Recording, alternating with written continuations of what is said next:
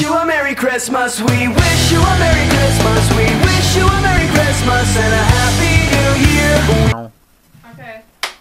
Hey, what's up, peeps? This is the Green Beanie, the gnarliest cooking blog around. This is TGB's second Christmas, and this year we are making a Christmas pudding, which is a really British thing, even though we're nowhere near England right now.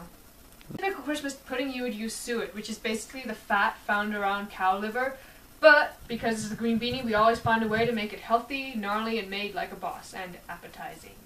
And, on top of all that, it only takes 20 minutes, rather than the traditional Christmas pudding, which takes about 3 hours just to steam it. So more time for shredding the fresh pow out there. We're going to start by mixing together all the dry ingredients. So you need 1 cup of a mix of raisins and cranberries or cherries or mixed fruit, dried fruit like that. And you'll need about a handful of walnuts and 1 slice of bread for making into breadcrumbs.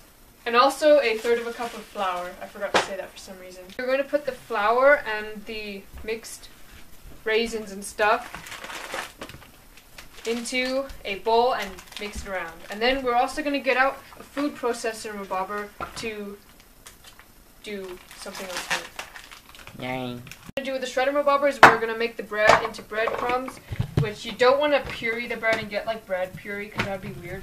You just want to like coarsely shred it. And then you're going to do the same thing with the walnuts. You don't want to end up with like a walnut butter or anything. You just want to kind of do this. Those poor walnuts. So this is kind of how you want it. There's going to be some bigger chunks, and it's going to look like pieces of walnut. Big Those surprise. Poor defenseless walnuts. I know. I want to keep the shredder and bobber out because we're going to do the same coarsely shredding thing with half an apple and a 1/4 cup of chopped carrots. Again, you don't want to obliterate it into a little puree because, I don't know, that would be a bit weird. So, you're going to get out an orange, and you want the orange to be clean because we're going to grate the peel of the orange into here. You don't want that much, just a little bit. Like a boss. Great. Add some cinnamon. Cinnamon. And all we need now is 1 egg. Obviously, you want to crack it and put it in, don't just put the egg in. That would be kind of stupid. And a 1/4 cup of milk. And then you've got to mix it around. Mix it, mix the measured milk, yeah. You're going to get out a small bowl or pudding basin, kind of like this, and then you're going to put it in and kind of compact it like powdered snow. And then we are going to microwave it. So just put a plate over it like so, and then start with 5 minutes. Good.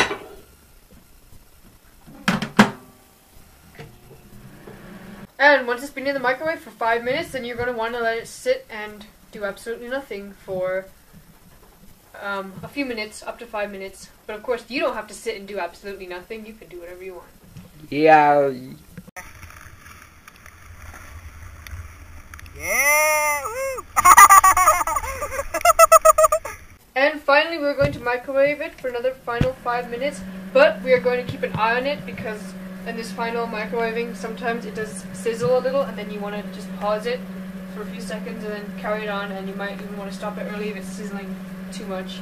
So, once you've done that, you might have had to microwave it for an additional few minutes, since you can usually tell if it's not completely done. But now all you have to do is you have to put it out onto a plate. You'll kind of want to run a knife around it so that it doesn't stick, because you're going to like tip it upside down onto the plate. And what you typically do is you cover it with brandy and light it on fire. So we're going to do that. Okay, so all you got to do is pour it on, and then light the match. Oh yeah, like a boss.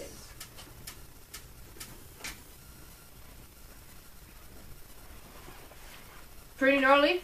Stick around, stay gnarly, and enjoy your Christmas. Hopefully you will have a chance to try out this recipe. And make sure you subscribe for a new recipe every single week. It just went out, but whatever. And I already said stick around, stay gnarly, but have a very nice Christmas, TGB's second Christmas, and be gnarly.